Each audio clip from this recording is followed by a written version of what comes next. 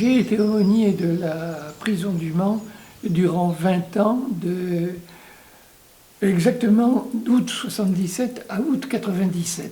Comment parler à un criminel ou à un petit délinquant ou à un délinquant sexuel?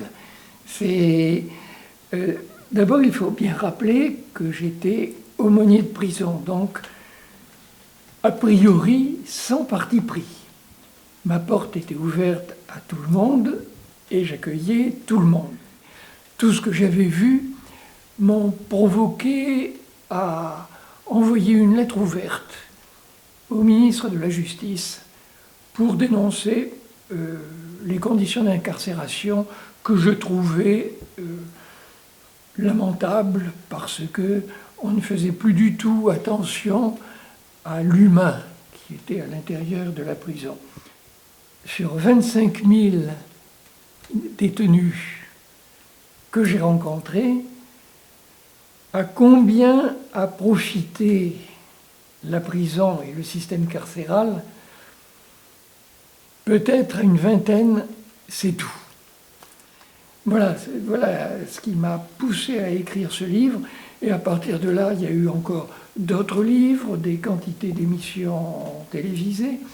J'ai été convoqué par le ministre de la Justice parce que j'avais eu une phrase très malheureuse en disant que sous les lambris dorés de son bureau, c'était Madame Guigou, elle ne pouvait pas se rendre compte des culs de basse-fosse dans lesquels j'étais à longueur de journée.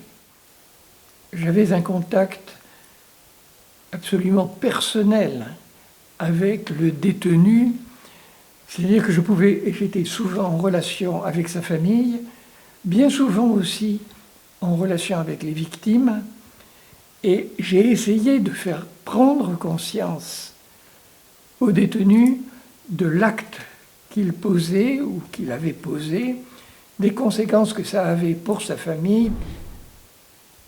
Le scénario dans 1000 morceaux m'a beaucoup intéressé. Cette démarche de la mère d'une victime et puis du criminel qui ont chacun écrit de leur côté, elle à son fils, lui à sa victime, parce que quand même ça le travail, je trouve que ça c'est assez génial comme approche. Parce que j'ai remarqué aussi que très souvent, alors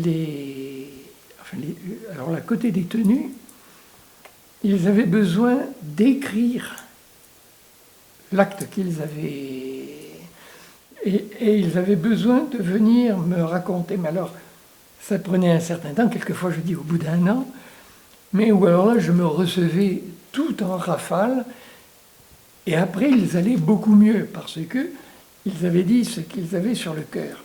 Donc, je pense que en 1000 morceaux, le criminel qui écrit à sa victime, c'est quelque chose d'extrêmement plausible. Évidemment, ces lettres-là, on ne les montre à personne.